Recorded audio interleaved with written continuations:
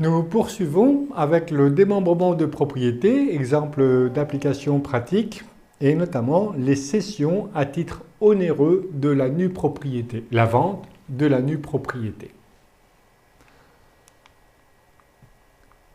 Vente, cession à titre onéreux de la nue propriété, vente de la nue propriété, ou alors apport de la nue propriété à société. En ce qui concerne la vente de la nue propriété, prenons un exemple. Madame, 70 ans, durée de vie probable selon les tables de l'INSEE qui datent mais 17 ans.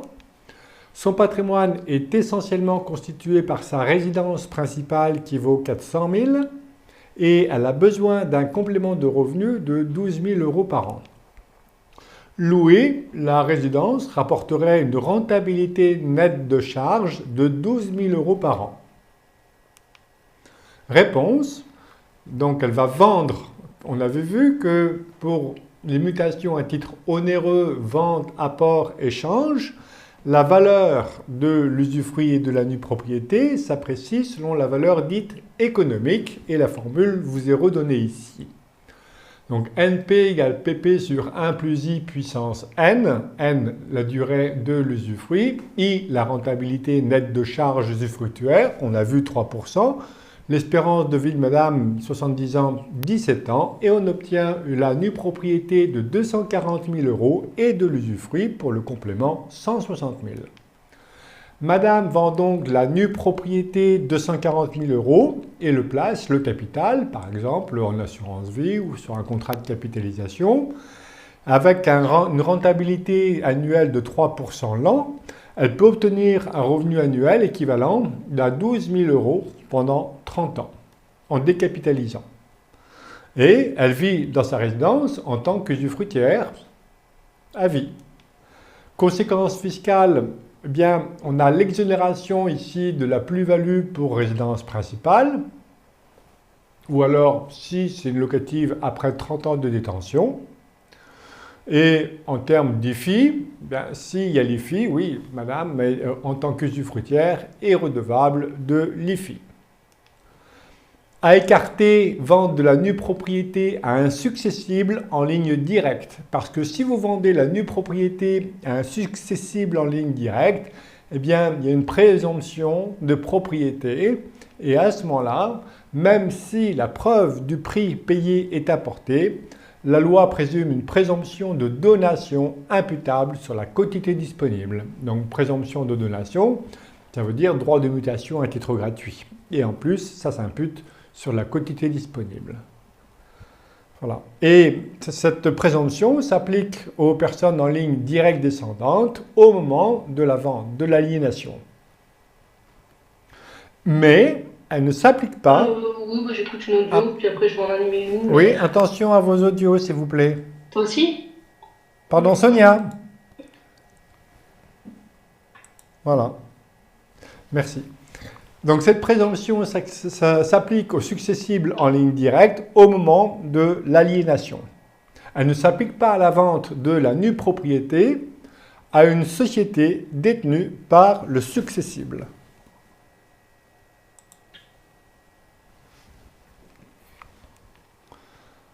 Apport, deuxième donc, exemple de droit de mutation, enfin de cession de la nue propriété, c'est l'apport de la nue propriété à société. Exemple, donc j'apporte la nue propriété d'un immeuble ou d'un portefeuille de valeurs mobilières ou d'une société à la valeur économique. On a vu que pour les mutations à titre onéreux, ce n'est pas le barème fiscal qui s'applique, mais la valeur économique.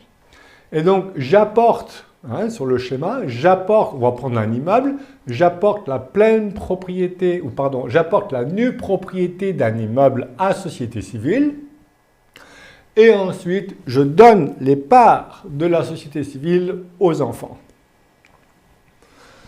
Comme j'ai fait une valorisation à la valeur économique, on a vu que en fait, le barème fiscal du 669 du Code général des impôts, c'était la valeur économique calculée à 3%. Si la rentabilité de mon immeuble annuel est de 6% l'an, le double de 3%, eh bien, quelque part, je double la valeur de l'usufruit, donc je réduis par 2, je divise par 2 la valeur de la nue propriété.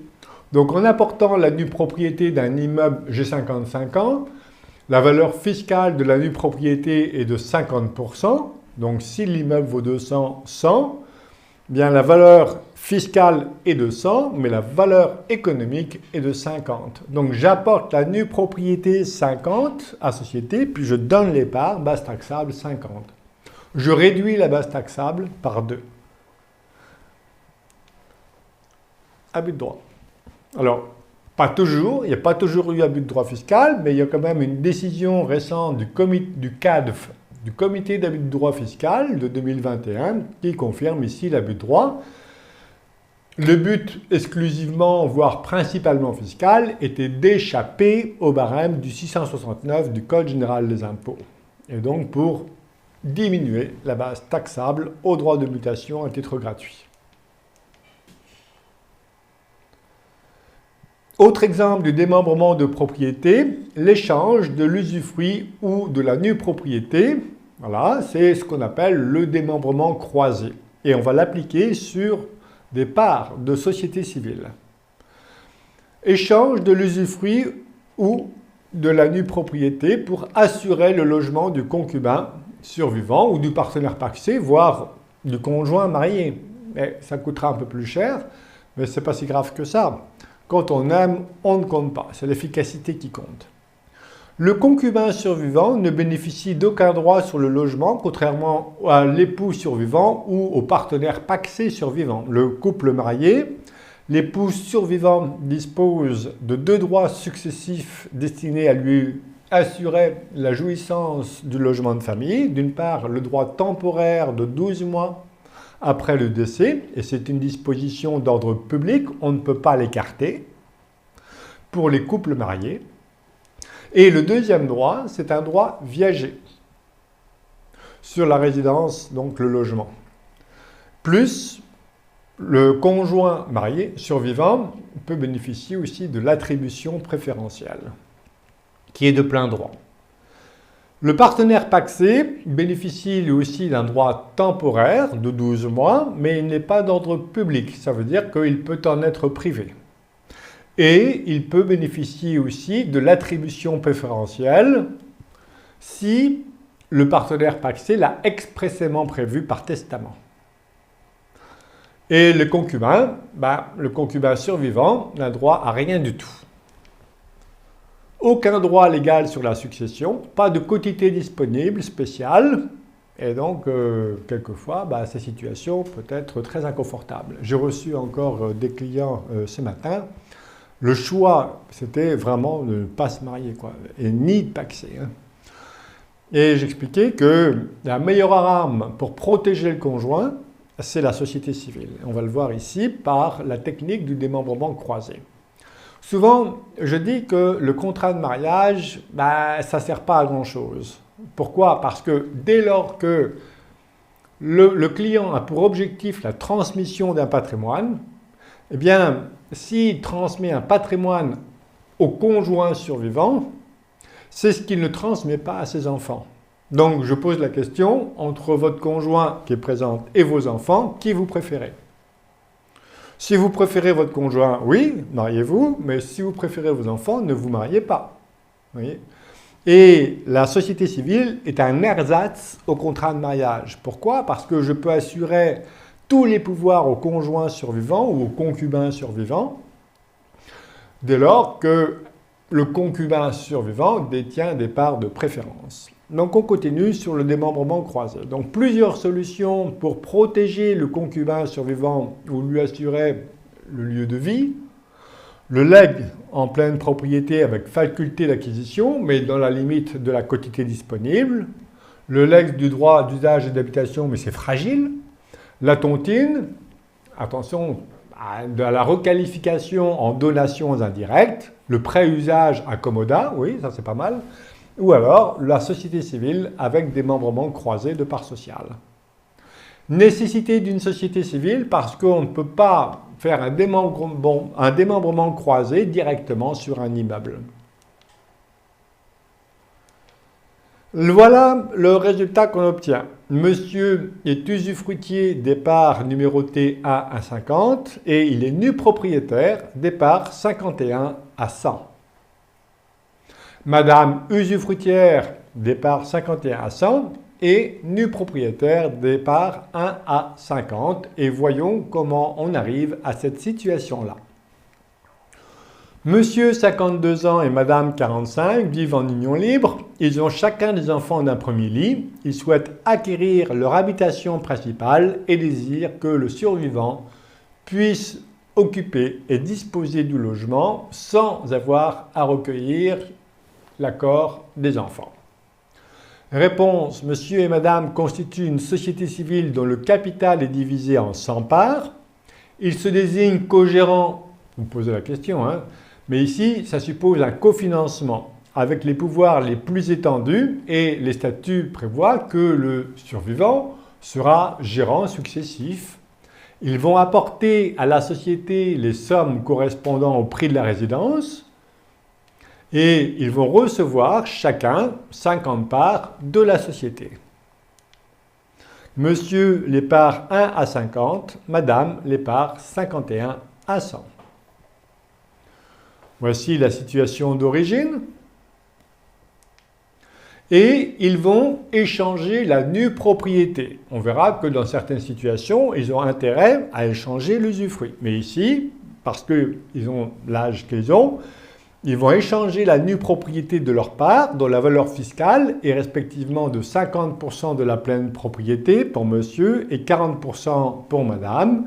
Et après l'échange, monsieur est usufruitier des parts 1 à 50 et nu propriétaire des parts 51 à 100.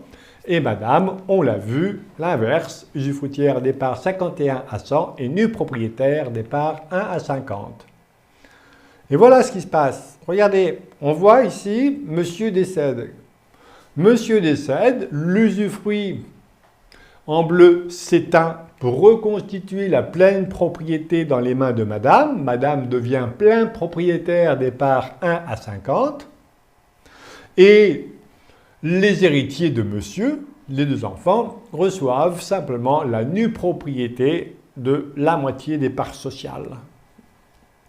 Avec des statuts bien rédigés, le nu propriétaire qui normalement d'ailleurs doit supporter en principe toutes les pertes, vous voyez qu'il est mal parti. Monsieur décède, donc conséquence fiscale, l'usufruit s'éteint et les héritiers n'héritent que de la moitié de la nue propriété des parts.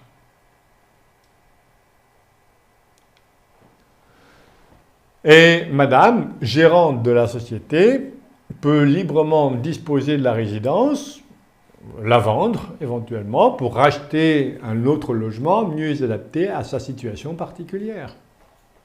Les enfants, ils pleurent. Alors, attention, là aussi à la rédaction des statuts, il y a tout intérêt, ça c'est une possibilité dans la société civile, d'écarter toute assemblée. Pour toutes les sociétés, on pense qu'il y a toujours l'obligation de tenir une assemblée générale. Eh bien, c'est inexact pour la société civile. Il n'y a aucun texte qui impose la tenue d'une assemblée. Et ici, dans ces situations-là, vous voyez bien que les enfants de monsieur, sans doute que l'ambiance ne sera pas toujours très sympathique. Donc, il vaut mieux éviter dans ces situations-là la tenue d'assemblée. Conséquences fiscales. Au moment de l'échange, les droits de mutation de 5% sont dus sur le montant du lot le plus élevé échangé, soit sur 50%, valeur fiscale de la nue propriété de monsieur, de la moitié de la valeur des parts, puisqu'il y a eu un échange sur la moitié. Dans cette affaire, moi je dis souvent, vive le capital faible, j'ai un faible pour le capital faible, sauf exception, ici. Quand on fait un démembrement croisé de parts sociales, jamais de capital faible. Pourquoi? Parce que quand il y a un capital faible, ça veut dire qu'il y a un compte courant. Et un compte courant, il est exigible à tout moment, sauf clause contraire. Mais encore, il va falloir motiver le fait que le compte courant ne puisse pas être récupéré. Et ça, c'est le pouvoir souverain du juge. Donc, il faut tout mettre au capital. Il faut un capital fort dans ces affaires-là. S'il y a un compte courant, déjà, parce qu'on n'y est pas pensé, eh bien, on va l'incorporer au capital. En termes d'IFI, la société civile permet de pratiquer un abattement de l'ordre de 10 à 20%. Et si les concubins avaient plus de 61 ans, ils auraient eu intérêt à échanger non pas la nue propriété, mais l'usufruit. Voilà, on aurait réduit la fiscalité. Mais on va voir que la fiscalité, elle est très faible. Au premier décès, donc l'usufruit des parts sociales du défunt s'éteint pour reconstituer la pleine propriété dans les mains du survivant. Et en application de l'article 1133 du Code général des impôts, lorsque l'usufruit s'éteint pour reconstituer la pleine propriété, aucun impôt. Voilà. Le coût est de l'ordre de, j'aurais dû le mettre d'ailleurs, le coût est de l'ordre de 1,5%. Mais c'est applicable aux concubins, mais aussi aux partenaires pacsés, voire aux conjoints survivants. Mais je trouve que la technique du démembrement croisé de parts sociales, je l'ai faite une fois et je l'ai jamais refait. Jamais refait, pourquoi? Parce que le risque, pour moi, c'est la mésentente entre les deux concubins. Alors ça fait bien, hein, démembrement croisé de parts sociales, tac, tac, ça c'est de l'ingénierie patrimoniale. Hein. Mais en cas de conflit, c'est dangereux. Je préfère, mais sauf si vraiment les concubins sont dans moitié-moitié, 50-50. Hein, mais 50-50, c'est à la vie, à la mort. Moi, à la vie, à la mort, j'avertis le client que ça peut être la mort. Et donc, quand l'argent est le moyen de faire payer l'autre. Donc, je préfère que l'un des deux concubinages finance, celui qui a l'argent finance l'acquisition, et on trouve un accord éventuellement, et on règle le risque du conflit dans les statuts. Voilà. En cas de conflit, j'ai eu le cas hier soir, hein, un couple s'est dit, ouais, mais qu'est-ce qui se passe si on se sépare? Donc, voilà. Donc, vous, qu'est-ce que vous voulez? Voilà. Ça fait des clients qui vont réfléchir. Hein. Voilà. Donc, on a fini les exemples et on va commencer par la fiscalité du démembrement de propriété. Et toujours considérer la fiscalité toujours dans son ensemble. Alors, c'est compliqué, hein, la fiscalité, on ne va pas tout voir. Là, on va voir le principe général, puis avec des cas un peu particuliers, et notamment la première session d'usufruit temporaire. Mais, hein, c'est compliqué. Donc, je passerai rapidement sur cet aspect-là. Donc, voilà la fiscalité du démembrement, impôt sur le revenu, donc avec quelques exceptions qui sont la première session d'usufruit temporaire, l'impôt sur la plus-value et l'IFI. Répartition, les règles générales, donc répartition de l'impôt sur le revenu. Immobilier, valeur mobilière. Le principe, c'est que l'usufruitier paye l'impôt correspondant au revenu et le nu propriétaire, l'impôt sur la plus-value. C'est la règle. Mais il y a des exceptions à la règle. D'abord pour le portefeuille de valeur mobilière. Alors, pour le portefeuille de valeur mobilière, la règle est celle qui précède, mais voilà, l'usufruitier et le nu propriétaire peuvent convenir d'une répartition différente de l'impôt, mais attention, l'option est irrévocable. Alors moi, l'irrévocabilité, j'écarte. Deuxième exception, le quasi-usufruit. Quasi-usufruit, vous vous souvenez, le 587 du Code civil, les choses dont on ne peut faire usage sans les consommer, telles que l'argent, les grains, les liqueurs, l'usufruitier a le droit de s'en servir, à charge de rendre à son décès. Et c'est une situation très confortable parce que le quasi-usufruitier, eh bien, il utilise les liquidités comme il le souhaite, sans rendre compte au nu propriétaire. Le nu propriétaire, là vraiment, il attend le décès de l'usufruitier, du quasi-usufruitier, et en espérant qu'il reste éventuellement quelque chose. S'il ne reste rien, éventuellement, l'obligation de rendre de l'usufruitier à son décès va se traduire au plan fiscal par une créance déductible de l'actif successoral s'il en reste. Voilà.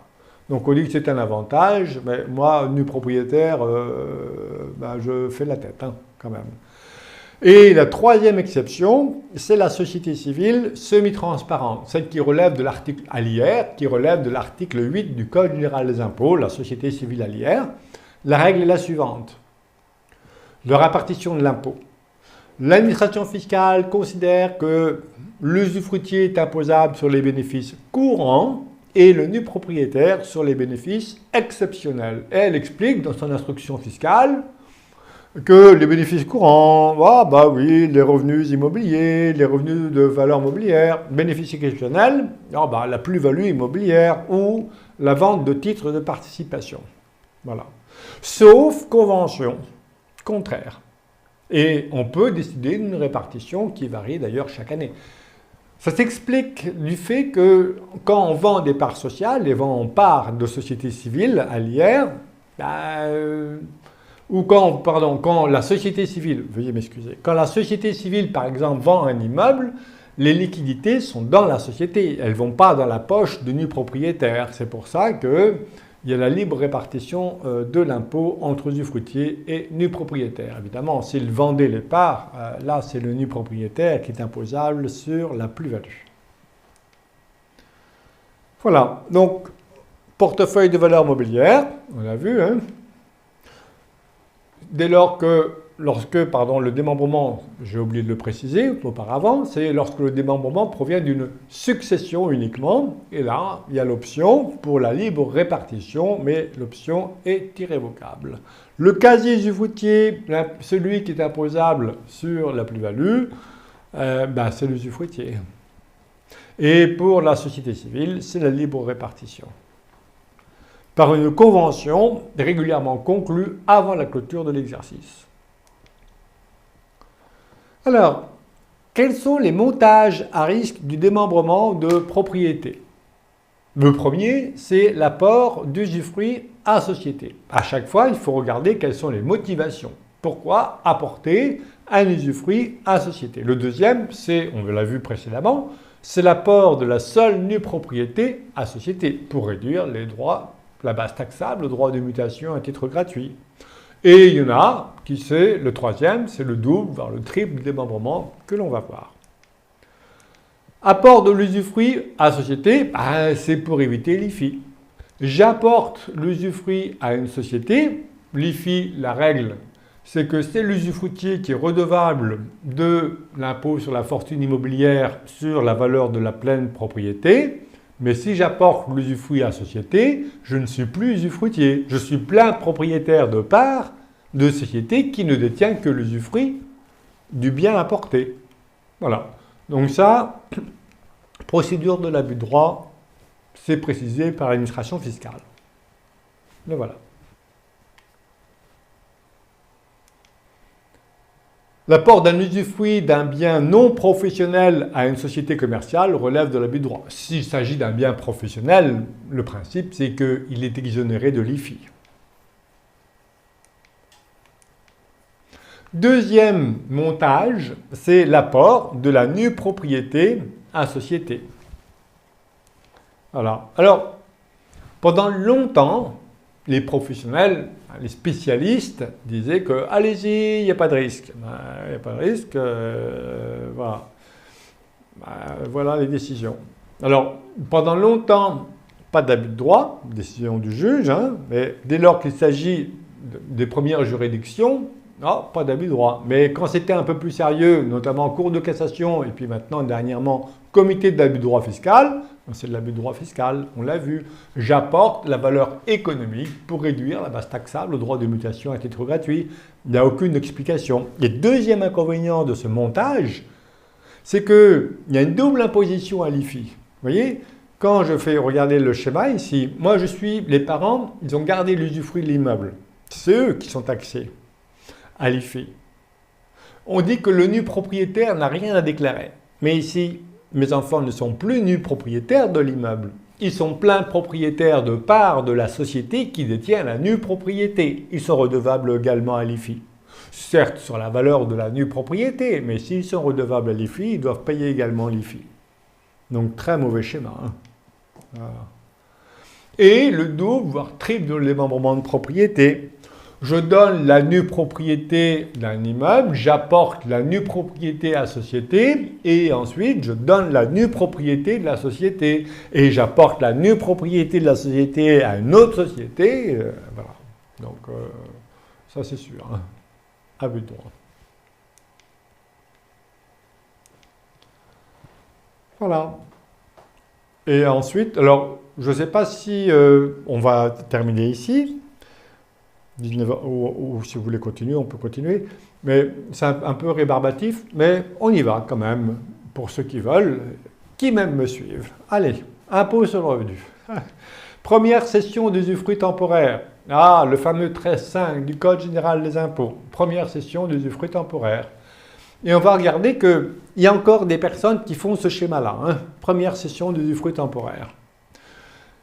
Pour mettre... Mais alors, voilà quelle était l'intention du législateur en instaurant le 13.5 du Code général des impôts, qui consiste à non plus taxer la cession du premier usufruit, non plus à l'impôt sur la plus-value, mais à l'impôt sur le revenu. Ça fait mal. Voilà.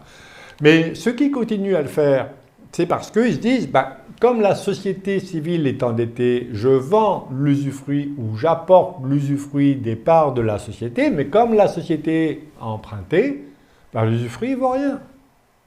Donc l'usufruit ne vaut rien, j'ai l'impôt sur le revenu, mais l'impôt sur le revenu, zéro.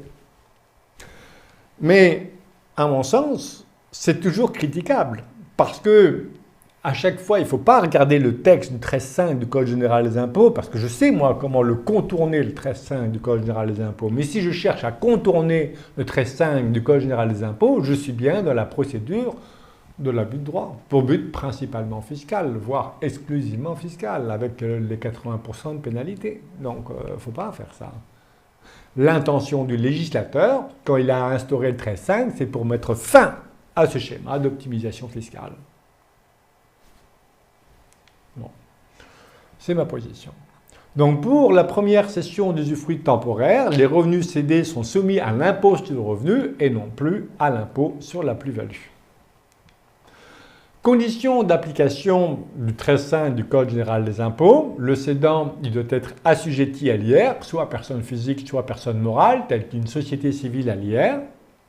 La société à l'IS n'est pas concernée par le 13.5. Les opérations de cession, il s'agit de 3 conditions cumulatives. Une première cession à titre onéreux, vente, apport, échange, d'un même usufruit et d'un usufruit temporaire. Première cession à titre onéreux. Cession, vente, apport, échange. Exception à l'apport. Apport de l'usufruit de part de société civile à prépondérance immobilière à une société à l'IS. Voilà, c'est une exception. Quand j'apporte, ça peut être une solution dans certaines situations patrimoniales intéressantes, qu'on a vu déjà dans un autre cours, mais qui consiste ici. D'ailleurs, voilà, j'ai une société civile à l'IR à prépondérance immobilière, donc qui est composée de plus de 50% de biens ou de droits immobiliers à la clôture des 3 derniers exercices, 158B du Code général des impôts. J'apporte les parts à une société à l'IS qui va devenir la holding et j'ai ma société civile qui est là. Alors, et ici, ce n'est pas taxé à l'impôt sur le revenu. Voilà, c'est une exception au 13.5 du Code général des impôts. Quand j'apporte, moi, les parts, je suis là, j'apporte les parts de la société civile à l'IR à une société à l'IS, j'ai un sursis d'imposition de la plus-value. Voilà. Donc, même si j'apporte l'usufruit, puisqu'on est dans la cession d'usufruit temporaire, même si j'apporte uniquement l'usufruit de la société à une société à l'IS, eh bien, sursis d'imposition de la plus-value. Cession d'un usufruit, autre exception, la cession de l'usufruit d'un bien préalablement démembré, puisque ce n'est plus une première cession d'usufruit temporaire. À ce moment-là, c'est l'imposition en plus-value. Sinon, hormis ces 2 exceptions, sauf exception, je sais comment contourner l'article 13.5. Il suffit simplement de donner préalablement la nue propriété à mes enfants. Voilà, et je détiens l'usufruit, et ensuite, je vends mon usufruit, j'échappe au 13.5 du Code général des impôts. Mais ce n'était pas l'intention du législateur. Deuxième condition, d'un même usufruit. Je vous ai mis un exemple d'usufruit différent, un peu tordu. Constitution d'un usufruit successif, apport de cet usufruit à la société, ouverture de l'usufruit successif, cession de l'usufruit. Bon, et bien à ce moment-là, impôt sur la plus-value. Et temporaire. Alors temporaire, j'ai précisé ici, s'agissant des cessions d'usufruit à une personne morale. Pourquoi? Parce que s'agit-il d'un usufruit viager, auquel cas c'est la plus-value, ou alors s'agit-il d'un usufruit temporaire? Parce que voici les deux textes du Code civil. L'usufruit est par essence un droit viager. Il peut être convenu pour une durée déterminée, certes, mais en ce qui concerne les personnes morales, eh bien, l'usufruit consenti à une personne morale ne dure que 30 ans. Et c'est une disposition d'ordre public. Ça veut dire quoi? Ça veut dire que si l'usufruit est par essence viager, un droit viager, à ce moment-là, même pour l'usufruit consenti à une personne morale, c'est viager. Voilà. Eh bien, c'est ce qu'a décidé la jurisprudence. Même si l'usufruit consenti à une personne morale ne dure que 30 ans, c'est par nature un usufruit viager qui échappe au 13.5 du Code général des impôts. L'administration fiscale est un peu énervée et les règles du jeu risquent donc de changer. Donc voici les jurisprudences concernant les cessions d'un premier usufruit temporaire à une personne morale, la cession d'usufruit réalisée aux personnes morales dont la durée contractuelle prévue correspond à la durée de vie des associés, personnes physiques de la société cessionnaire, est de nature viagère. Voilà encore un mode de contournement du 13.5.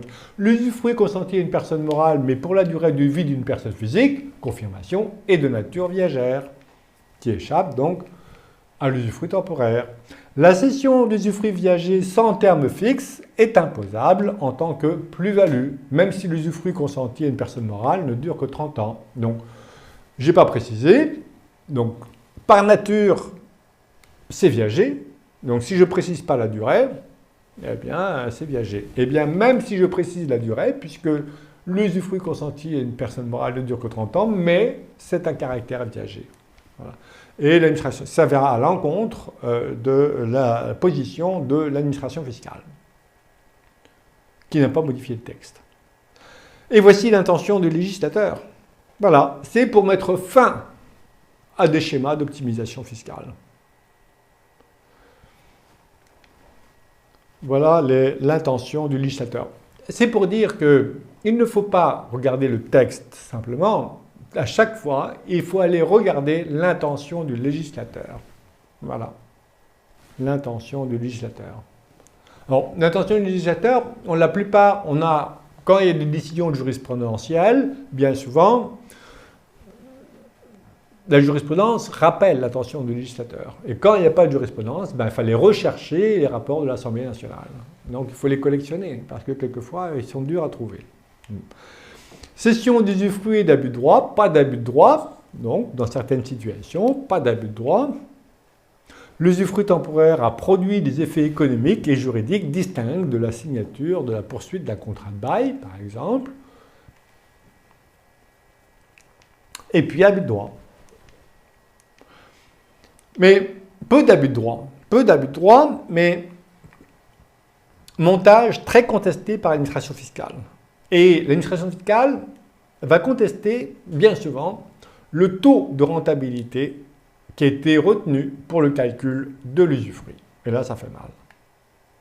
Voilà. Avez-vous des questions ?